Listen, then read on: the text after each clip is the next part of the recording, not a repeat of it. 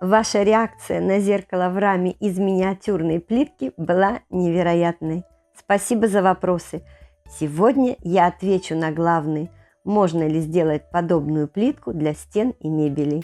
Я покажу 8 техник, которые превратят гофрокартон и папье-маше в интерьерную керамическую плитку.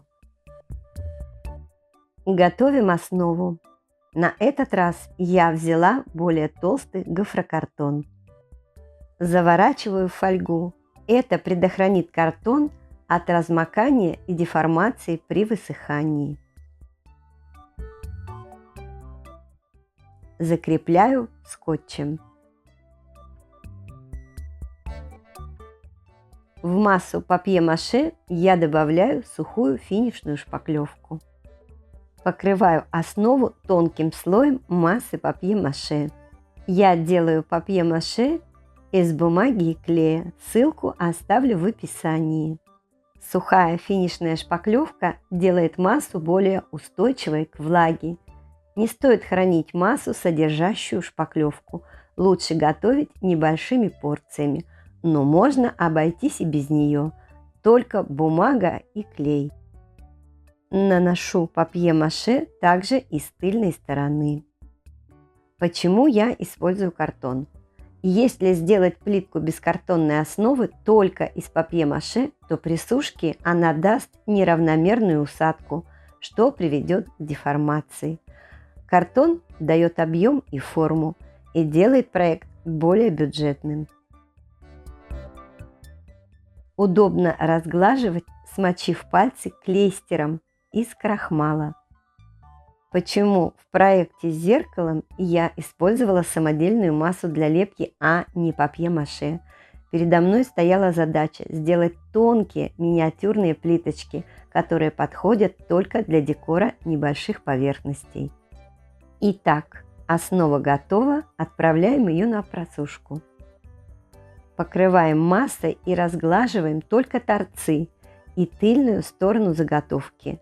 Желательно час-два подсушить. Затем заполняем массой. Равнять ее особо не нужно. Берем маленькие камешки или крупный песок. У меня строительная щебенка.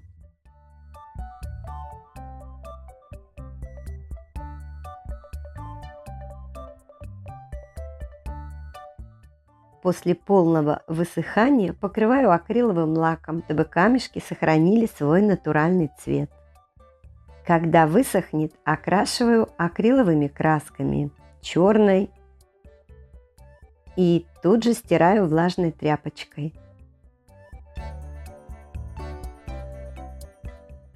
Серый цвет и бежевый.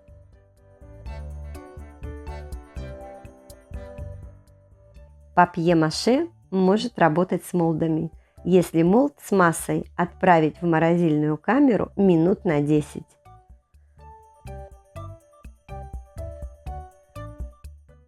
Прикладываю к еще сырой плиточке. Если основа высохла, смочите клеем ПВА, разведенным водой.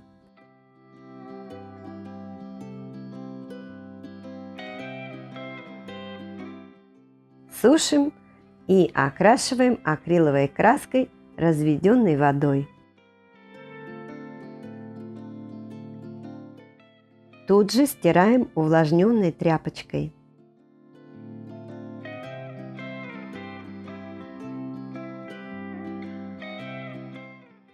Когда высохнет, выделяю рельеф, кисть сухая с минимальным количеством краски.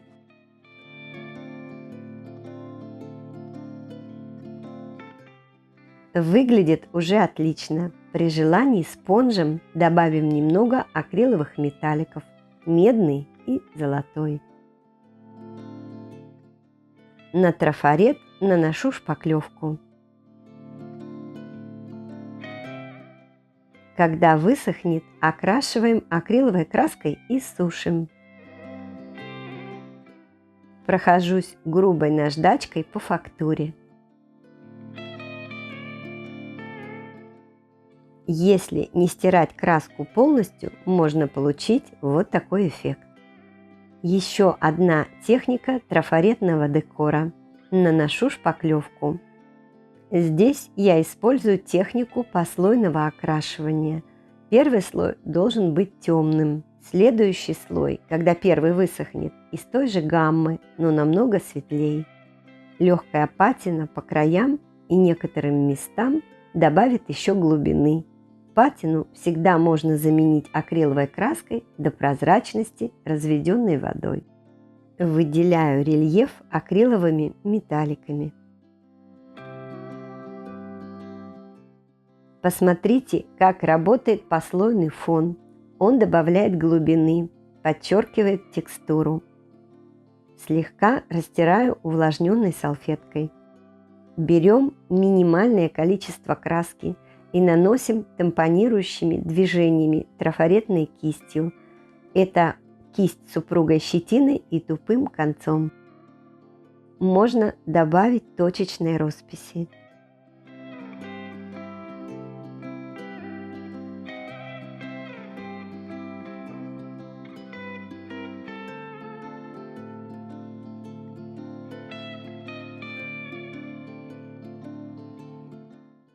Когда высохнет, вновь накладываем трафарет, сдвинув его в одну или другую сторону.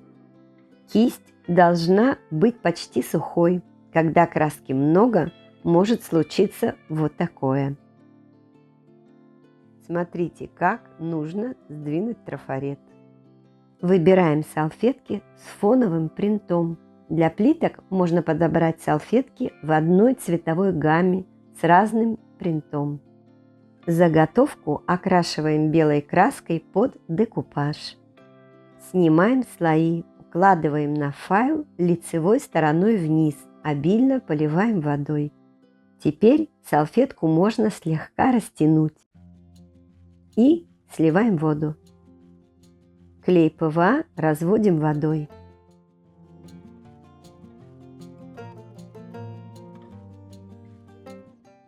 Прижимаем валиком или пластиковой картой.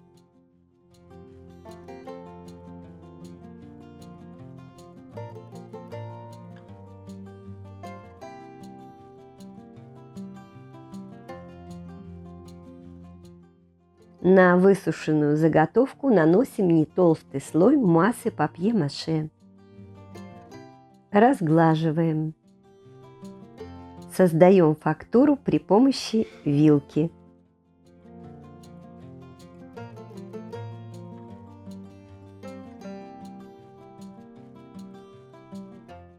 Окрашиваю акриловыми красками.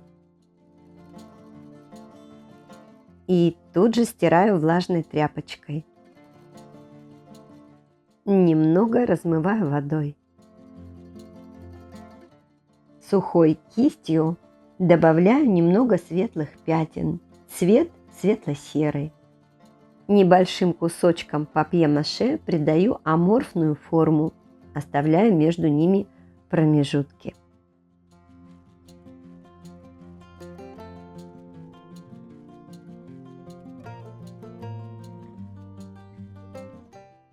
Теперь не острым стеком, чтобы не образовались острые края, можно разделить фрагменты. Можно добавить еще маленькие кусочки.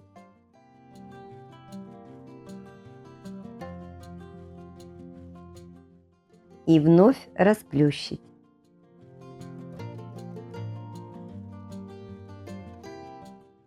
Фактуру дала эта упаковочная пленка. Кусочками смятой фольги создаем дополнительный рельеф.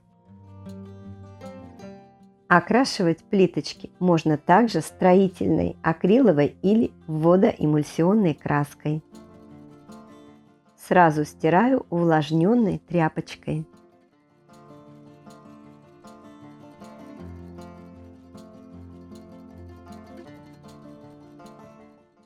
Размываю слегка водой.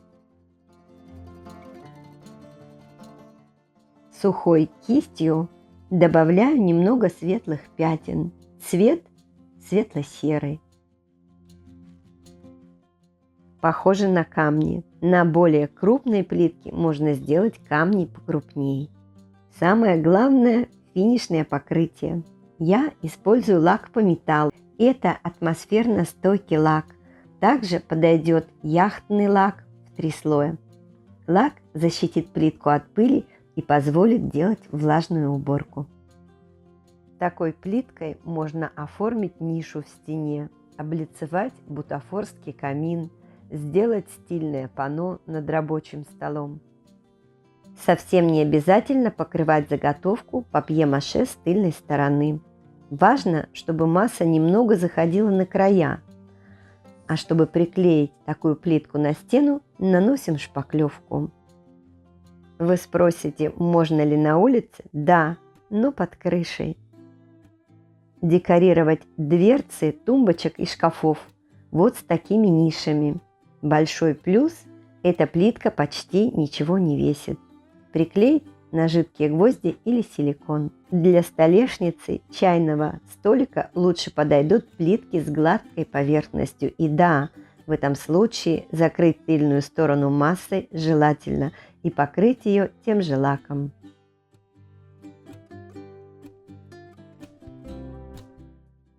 Я показала 8 техник. Уверена, что у вас уже есть свои идеи. Напишите, где бы вы применили эту плитку из папье-маше. И оставайтесь с нами. Увидимся.